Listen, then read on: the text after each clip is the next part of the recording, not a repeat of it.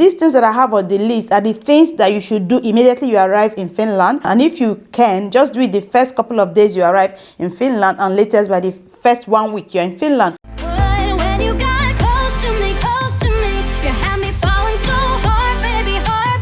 Hello everyone, welcome back to my channel. So in my last video, someone asked that I should make a video about the things that you should do once you arrive in Finland. Now, I've been planning to make this video because someone actually have asked me the same thing on Instagram. I was planning to make it as a blog post, but now I'm making it as a video. So if this is something you're interested in, click on the like button, subscribe if you're new, and let's get right into the video. First of all, let me point out that they are not in any particular order that you should follow. It's not like one is more important than the other, but these things that I have on the list are the things that you should do immediately you arrive in Finland. And if you can, just do it the first couple of days you arrive in Finland, and latest by the first 1 week you're in Finland. Now, the first on the list is that you should buy the Finnish Sim Card, because obviously the SIM card that you have on your phone, once you land in Finland, is not going to work anymore because the service provider is not here in Finland. So you should buy a Finnish SIM card.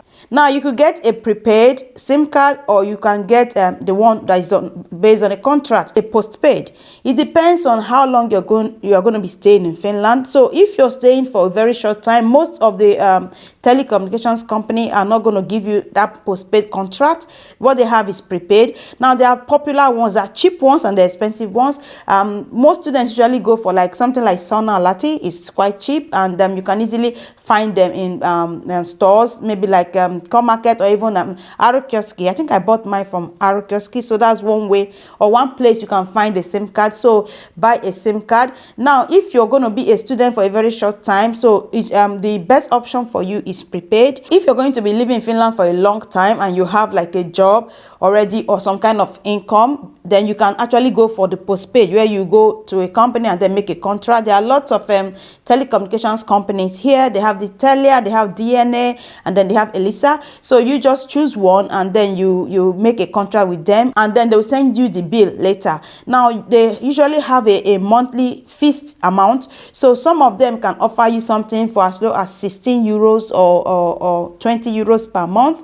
Others will offer you 24 euros per month. Most of these plans include like unlimited calls, and then text messages, and also outside of Finland. So maybe you travel to Sweden or somewhere within Europe, you can also call. So that is a good thing. And also they have unlimited internet use. So like I said, depending on what you're doing in Finland, how long you're going to stay, you may not get that kind of contract, but then you can get the prepaid. Prepaid is something that's available to most people, especially the students, and then you can easily get it. So you just buy, what it means is that you buy some credit, you load it into it, and then you use it. But it is more expensive, I can say. So the best is to get a contract. Initially, they may not give you that contract. So, but with time, if you have the opportunity, get a contract. It also depends on how much calls you make. So if you don't make so much calls, another thing you can do that's a best option is to get Wi-Fi. If you already have a house, then you get Wi-Fi in your house, and then you can actually make calls with your WhatsApp and all that. So just to cut costs for you. When you get to the university, they have this Wi-Fi at university. You can use it as well. So that's a good way to cut costs as a student. If you're relocating to Finland, not as a student, but maybe you're coming to meet a family member here, there could be different reasons, or you don't have a job yet,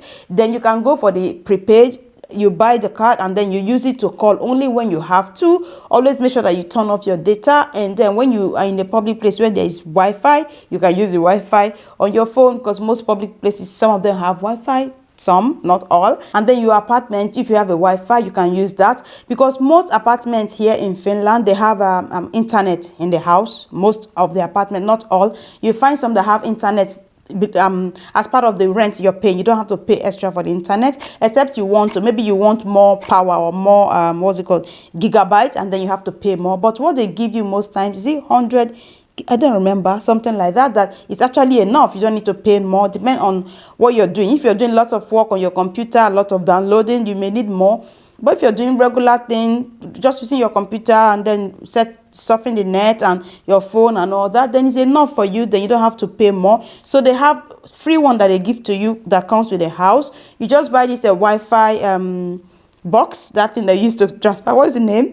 You buy that thing, and then you can actually connect the Wi-Fi to TV and then your laptop and your phone and all that, and use it at home. When you're at home, you use your Wi-Fi, and when you're out there, if there is no Wi-Fi there where you are, then you use your mobile data. But it's important that you get a Finnish SIM card and also get internet working, because you actually need to contact people back home that you have arrived, right? And also you need to try to make contact in Finland, try to settle down and all that. So SIM card is going to be useful to you. Second thing, this is very important, is to register your presence. I will advise you to do this immediately you land, maybe the next day or maybe the second day. Before, we used to do it at the magistrate, that's the magistrate, and then you register your presence and the population register.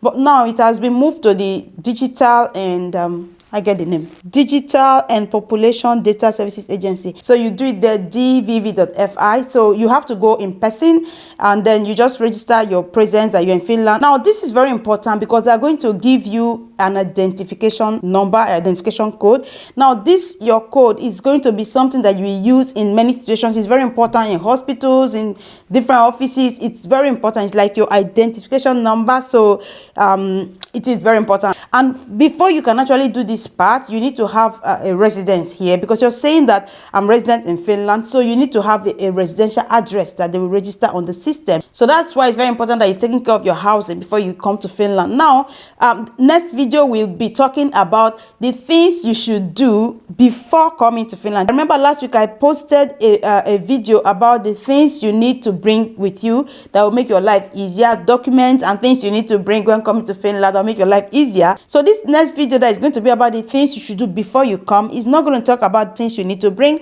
but legal things, some of the legal things that you need to do in your own country before you come to Finland, and also some of things that you have to do so that you don't actually get sick here. Now, that one is very important. So I'm going to tell you guys more about it. And the top on the list of that next video is going to be housing, because housing is something that you need to arrange before you land in Finland. So definitely watch out for that video, because it's going to be part of this video. And the next thing, if you're a student, register with the university. That's the student union.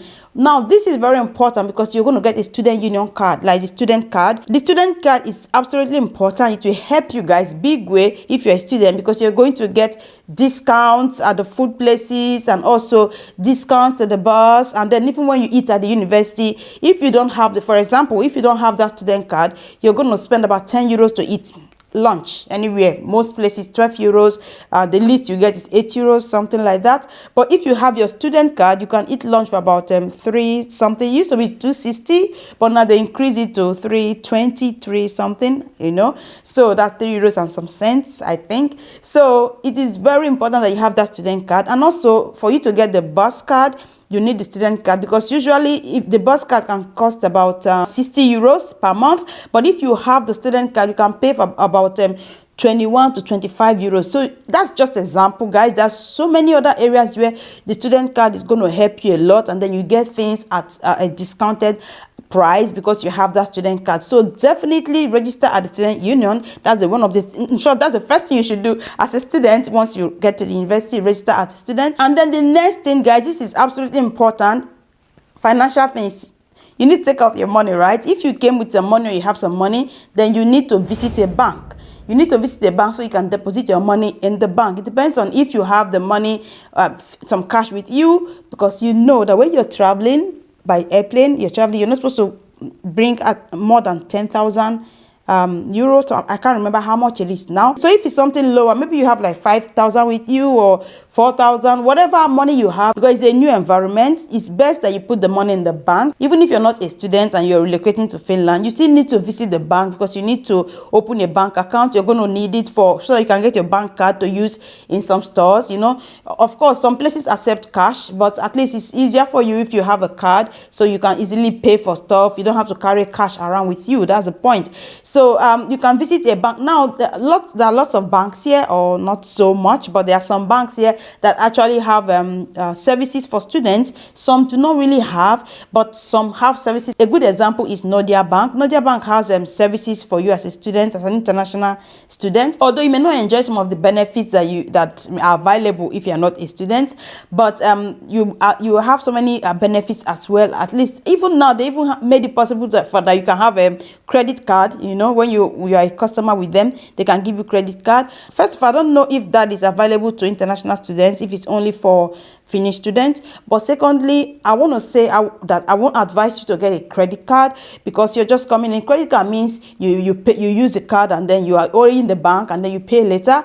I would advise you not to get it as a new student or a new person coming in, because you're coming to a new environment. You don't want to start your life in debt and collecting free card from the bank to pay and then use and pay later. I mean, no, it's a absolutely big no for me. But then you can deposit your money with them and have a savings account with them as well. And then they have so many other things like the wallet and other stuff that you can do. Now, this is why it is important that you register your presence here in Finland and get that personal identity code, because before you can open your account with the bank, then you need to have that code. They're going to ask you for that code. So it's important that you register yourself so you can have a code to open an account with the bank. You're also going to need an account, whether you are a student or not. You're going to need an account. And another thing you should start doing immediately you arrive in Finland is to start searching for a job if you do not have one already. If you're a student, start searching for student jobs. I do have videos on this, searching for job as a student and how to save money as a student and all that. I can put them in the description box of this video,